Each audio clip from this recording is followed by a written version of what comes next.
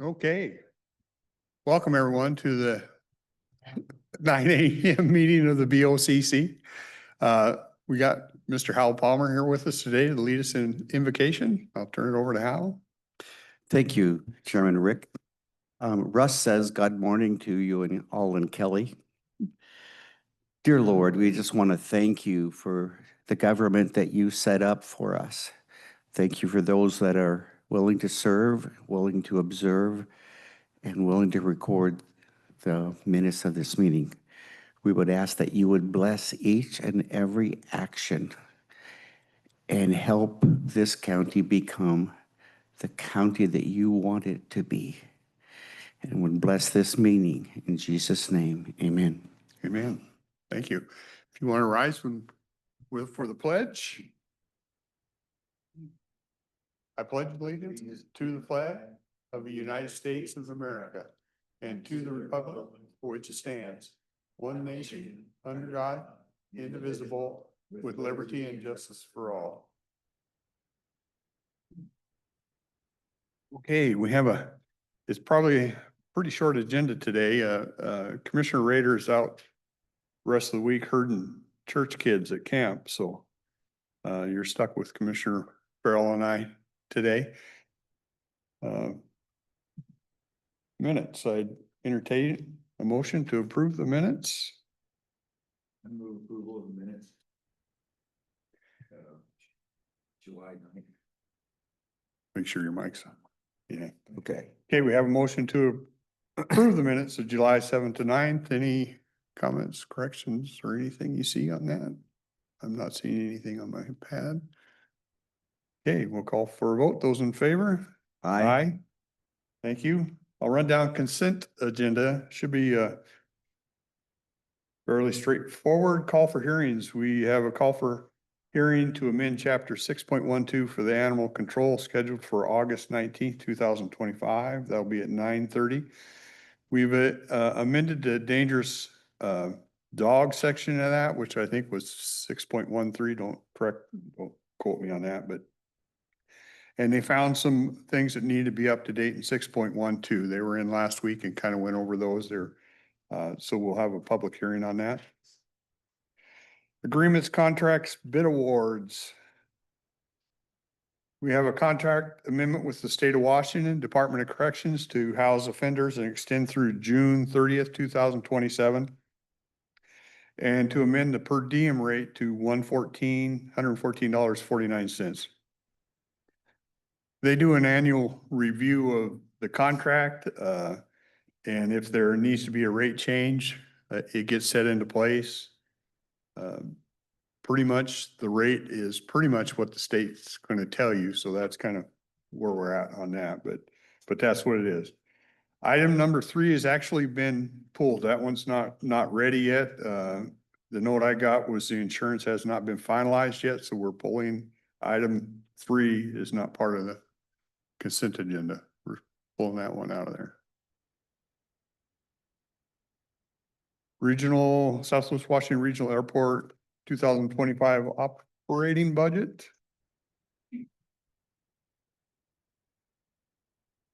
Two board correspondence. We sent a letter of support to Sean Duffy, Secretary at the U.S. Department of Transportation. City of Longview is applying for some safe streets and roads money, and they ask us to send along a draft saying we support their request. I know we had some questions on that. Did we get those answered? Yeah, that. You felt comfortable with it after you talked with them? Yeah. Okay. Executed interlocal agreement with Calais 911 to replace and upgrade its public safety radio system.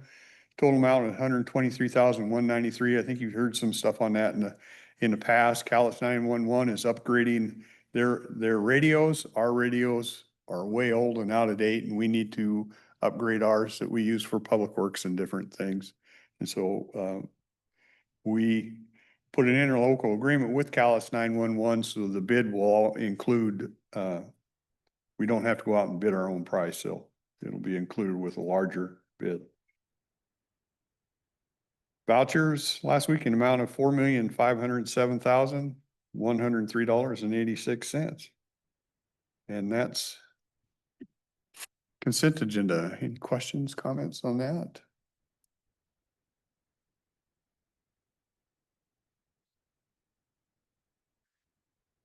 Okay, I did entertain a motion.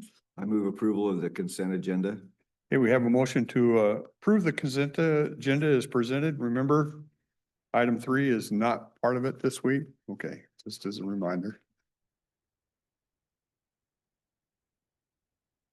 Okay, see no, we'll call for a vote. Those in favor? Aye. Okay, couple things I wanted to touch on. Today, I think we made the paper on a couple of articles. And I thought I'd touch on those because, first off, let me, we started discussions on budget yesterday with Kathy and she had held a workshop with department heads. I don't know how many people were there, but they just kind of kicked around some ideas and she gave us a document, just a list of ideas and thoughts that came from department heads on to what to look for in the budget. None of these things are in concrete, but I asked her if she wouldn't mind having some available in case the public wanted to see those. So you'll find those over on the desk there if you want to take those and you want to just look at it. I'll repeat again, nothing in there is in concrete, but it's just a list of thoughts and ideas coming from departments that we review and everybody has a chance to review. And since the budget, it's your money, you should have a chance to review it too. Okay, so she did that for us if you want that. HOJ remodel. I asked what you're gonna see when we do that. When's that kickoff, Savannah? Is it August? August 18th is when we start doing the big remodel at HOJ. Now, part of our deal with that is on Fridays, HOJ will be closed down. So our contractors will have full weekend to work. It's all part of the timeline to do that. What that means on Fridays, there'll be times when Superior Court and District Court use this building. And in their use of this building comes with some things that we need to change over here. Things they're asking for and to make to make it work. And so Public Works is driving that. And I asked Savannah to give us kind of what we see in cost for that. We're trying to monitor what the costs are of making these changes over here. And so at this point in time, I think she sent out an email to us and we're looking at approximately 46 to 50,000 right at this point in time. There's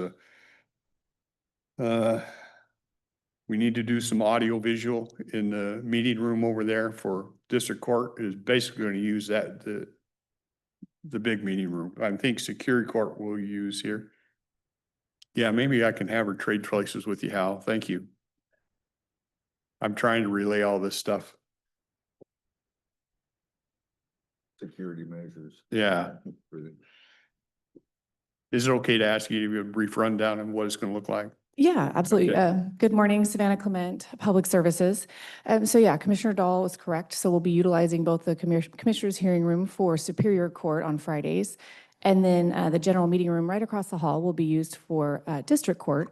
And so we do have to make some changes in that room. This room's actually, as you're probably most aware, pretty well set up for court. We've got seating, we've got AV, we've got the ability to do virtual court. We have a stand. GMR is not really set up that well. The large cost there will be the audio visual. The courts are required to record, save, and store their court proceedings. And so that's the larger cost, which is about $24,000. We're calling it a pop-up courtroom AV feature, which means there's no fixtures. So here, you see everything's mounted and we've got things affixed to the walls, et cetera. For this situation, we're hoping that we can use it really anywhere. We would have to hold court in the future.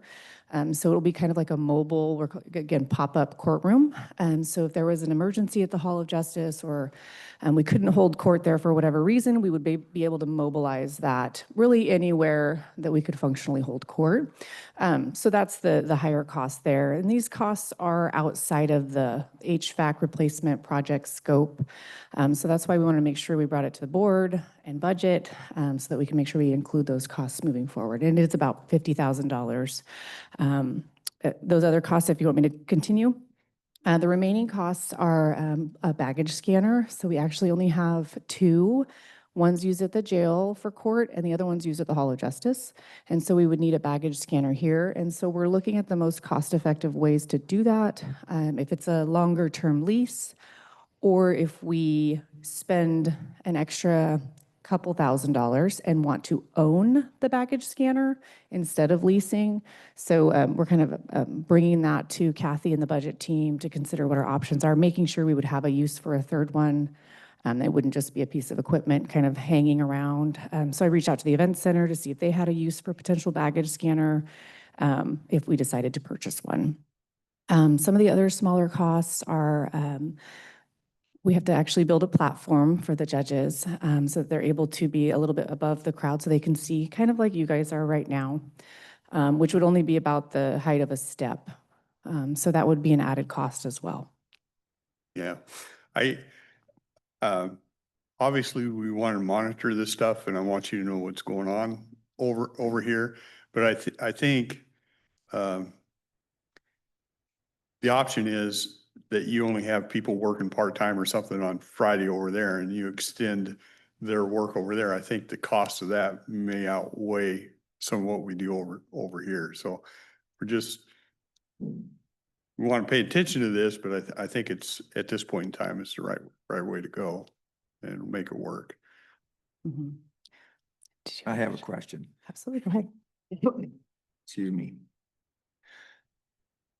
At the Hall of Justice, if the baggage scanner that is there now failed, would it shut down the Hall of Justice till it was fixed? I would anticipate, I'm not super involved with the security and the planning, but I would anticipate that we would reach out to our vendor and we would get a rental in place. I don't think it would stop anything. What they would transition to is more of a search. They would have to kind of hand search anybody who wanted to bring a bag. Okay. Mhm, correct. We still have a metal detector there as well. And we actually have we have an extra metal detector, which we'll be using here. So that's not going to be an added cost. We're using one we already have. Okay. So that's a backup there as well. Okay, I appreciate your time. This is a big project over there, and kudos to Public Works there. They put a lot of time in coordinating with the vendors and everything else. And as you start seeing differences over here, that's what it's about. Mhm. Is we're trying to accommodate getting that building completed in Yeah. the most timely fashion we can. No, and we appreciate the opportunity to come in front of the public because it is a high cost item to replace the HVAC and electrical components of that building. You know, the most costly things that we work on, capital improvements, are a roof, an HVAC, and electrical. So we're doing a lot of that at the Hall of Justice. So the public will see some of those agreements coming through. We're partnering with the state and an energy, they call it ESCO, but it's an energy construction design build company. So the public will see those coming through to make sure that they're on record and that it's transparent if there's questions. I also brought a lot of handouts because I wasn't sure. So I'll leave those out for review. It's a lot of information, but it's good information. Okay. Thank you.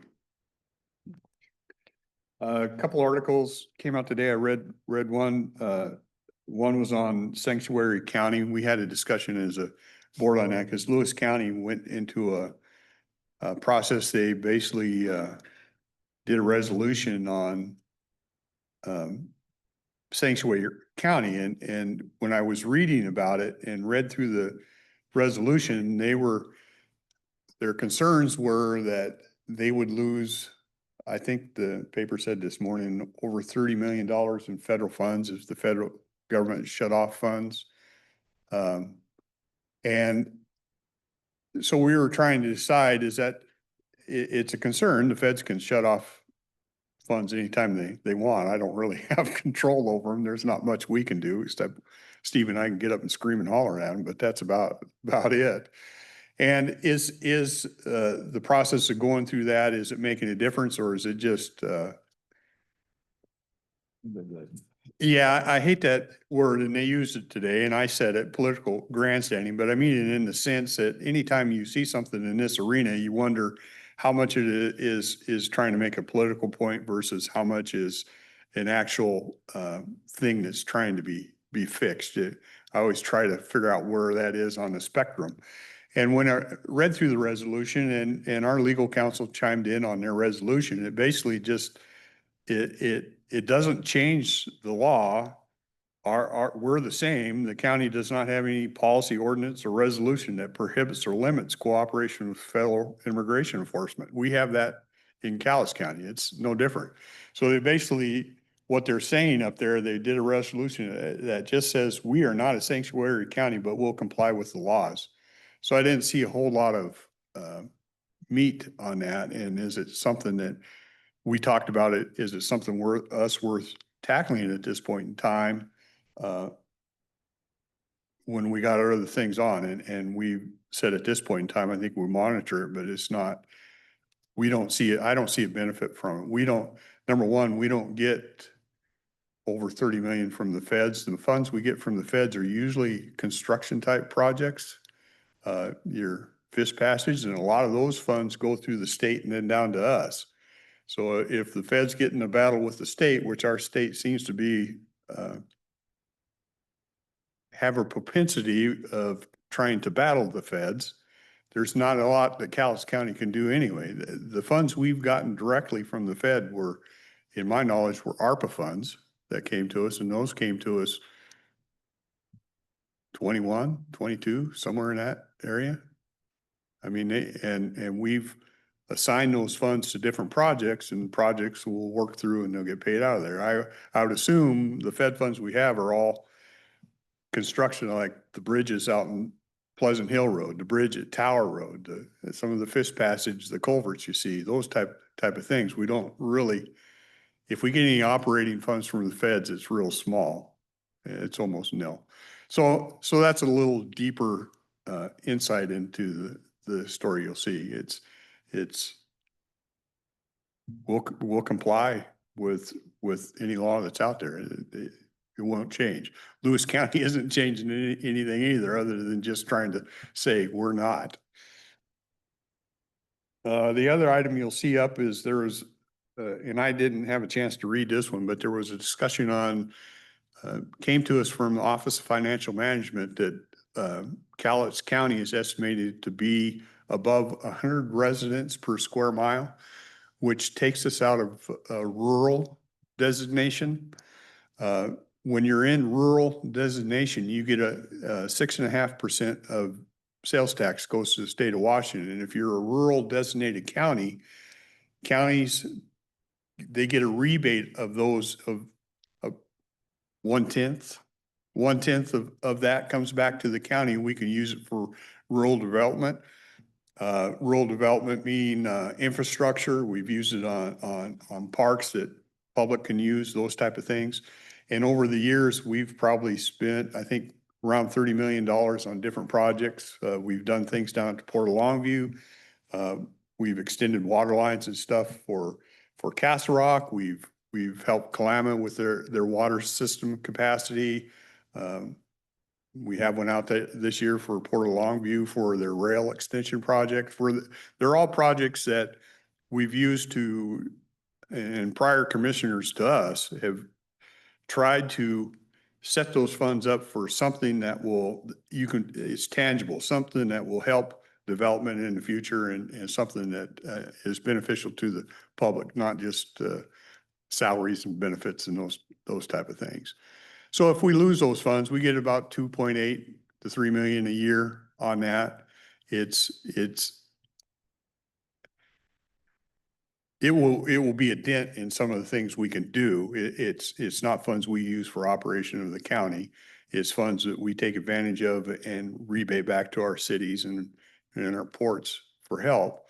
But we will, and I think, our finance people are looking, because in it looks like we get it through 2054, even though we wouldn't qualify past that, but I think we're trying to verify that. But once again, you're talking about an entity, a government entity, and they could say next year, we're not going to send them anymore because you're over 100 per square mile. So that's what that article's about. And it would be, in my view, it'd be sad, because I think we've done some really good. And once again, I'm giving credit to commissioners way before us, because it's come in way before we did, but they've been real good about making sure it's infrastructure type things and things that would benefit the county as a whole. So that's the other article in the paper. What else we got going on? Next Tuesday, Department of Ecology will be in here at 10. And at 11 o'clock next Tuesday, we added Calais County Mental Health Facility. We became aware of not just an individual, but a group of individuals that have put together mental health facilities in different cities in the state. Right now, they're looking at a place, and have they been public with it? They've purchased the old Charlie's building. If people know that. And that'll become a mental health facility. And the purpose of the conversation, and I haven't had anything prior with them, because I wanted them to come in and it just be, I wanted to make sure it was fresh questions. What I'm looking for here is, we have a proposal that we want to look down that road. Well, these people have been doing it. So I think it would be very beneficial to see what kind of costs they're running into, what kind of things they're running into, licensing things from the state. What are the obstacles, and what do they see the benefits of the places they have? So I think it'll be a good conversation, and I would encourage you to stick around. We put it on Tuesday. It just makes your day longer, but if I put it on Wednesday, you won't show up. So we're going to put it on Tuesday, and it'll make the day a little bit longer, but I think it'll be a great discussion. Commissioner Rader has said a couple times, unless we can get comfortable with the finances of it, it's really hard to see how it can go.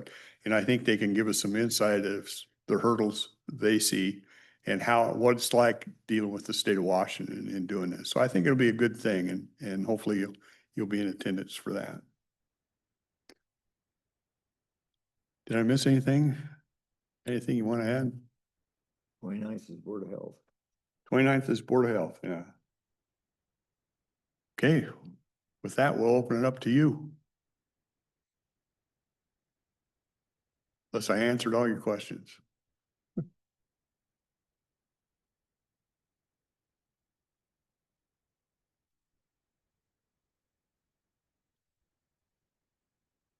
Good morning, Commissioners. Morning. Just to follow up on the sanctuary city-states perspective, the article in the paper said, quote, Washington state law limits the availability of state and local law enforcement to provide information and assistance to federal investigation authorities, and states that they cannot make arrests based only on immigration violations.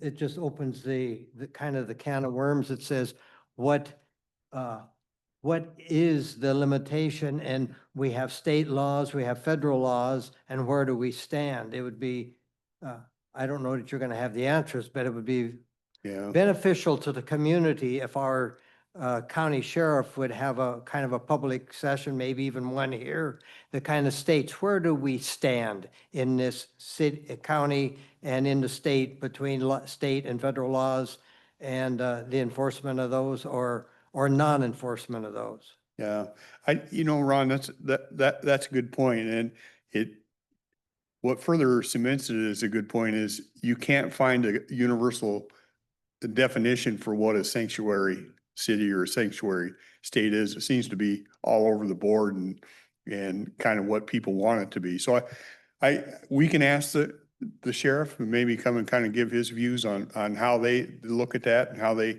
they work with, ICE or if they get those kind of requests, we will make that request. I can't promise it, we'll get them in, but certainly make that request of the sheriff. Well, and it's well, it's personal in two ways. Number one, the sheriff is our elected law official Exactly. representing us in this county, both as a county and as individuals. For instance, if a bunch of feds showed up at my door, knocking for some reason, I would want to say, hold it. Let me call my local sheriff to help represent me and my rights in this state. And I want to know that where he's going to stand on that. Yeah. Yeah, Okay. don't disagree with you. Okay, thank you.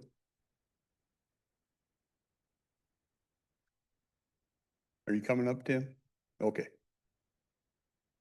Can we put a request out to Brad just to see if? Hey, I just have an observation. This has nothing to do with what you're talking about here, but Oh, okay. I noticed over by the golf course there at Three Rivers, you know, they put in all those houses, all brand new houses. And as I go by there, I see they all have a big propane tank.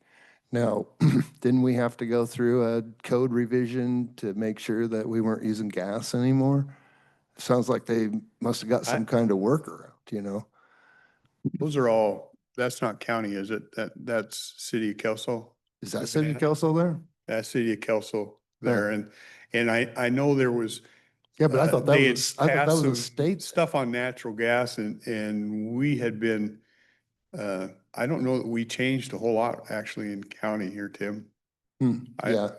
I don't think we changed a lot of that. Well, We I tried was to. just looking at that, but we have, I also drove out Woodland area there and you're going up Lewis River, you know, all them, they're building out there huge new houses. Yeah. And, I'm wondering is that the county there? That's also city of Woodland. I was down at those meetings and I think the ones you're talking about, initially they were proposed as like 200 plus apartments and then they switched it to housing development Yeah. out in there. And I think that's what you're Yeah, referring that's to. the That's spot. what I have knowledge of anyway, and that's city of Woodland.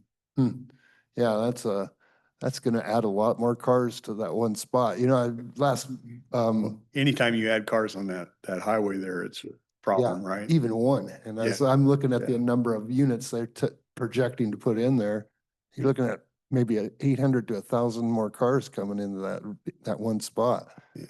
I'm glad I don't live out there. Nice houses, but they're building them on previously flooded land too. You know, that's one of those spots. I remember when Clinton came here to look at that, you know, it was like, cause it was all underwater.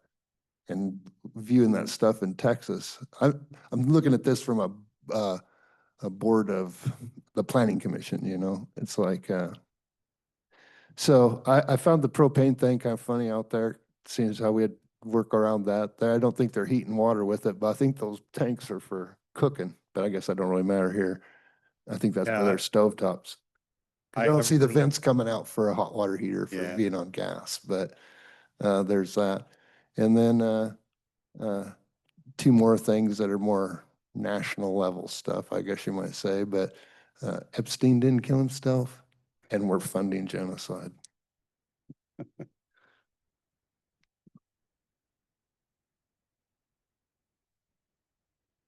Brad is on?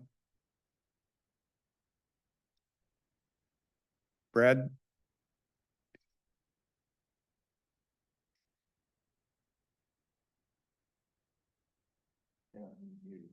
Okay. Brad, I didn't know if you had some comments on the question we had.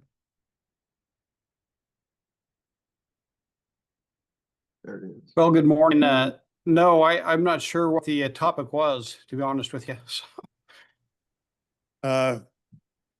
Let me try and paraphrase.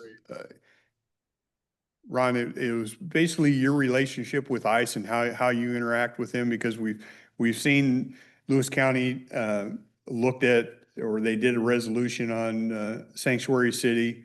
We had a discussion down here and had decided that we're staying right where we're at this moment in time. And I think the question was solved around, how you interact or how your department, how you see, your definition of what a sanctuary city is and how you interact with ICE and how you represent the people. If they have that interaction, do you step in and represent them or just what the process is? That's probably a long question. I don't know if I covered it all. Okay, I see Ron's stepping up. Yes, Sheriff Thurman, the question really said is that the article in the paper says that Washington has some exceptions to enforcement of the federal laws, et cetera.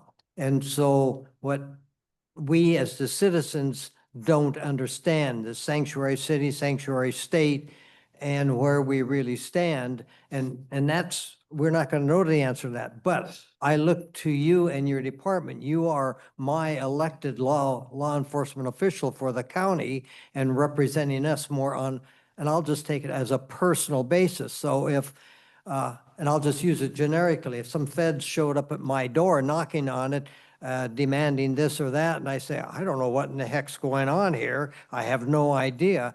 I would like to have the option of calling my sheriff's office and saying, hey, would you come on over here and stand in and let me be my representative and tell me where I'm right, wrong, or put the handcuffs on, just as a personal representative of us as our elected law official for this county. Sure. Well, in general, my 37 years, you can say we've had very, very little interaction with immigration and enforcement issues. Primarily that's occurred in the jail itself. They used to come in on a regular basis into the jail, check the roster, and the immigration officers themselves could handwrite out a detainer, which said, when you're done with this person for state charges, we'll come and get them. And that was recognized for a number of years. And there was a court case, I believe 10 to 12 years ago, started in Clackamas County, Oregon, I believe, where they said that to do so, you really have to have judicial review, a judge's signature on any paperwork, in essence, a warrant of arrest from a judge to take action. So I know our jail, in many jails, I think most jails in the whole Ninth Circuit where it emanated from, started following that practice. They would not honor these handwritten detainers from immigration officers themselves that came in. For us at the sheriff's office, we haven't, the sheriff hasn't been in control of the jail since 1991. So it's been a county Department of Corrections issue dealing with that issue. What we can do and still do, if there's a federal warrant of arrest, that means a warrant signed by a federal magistrate, then we can arrest them on that. And also our jail will accept them. The jail wouldn't accept anything less than something signed by a judge or a federal judge in the form of an arrest warrant. They would detain them. They could book them in the jail.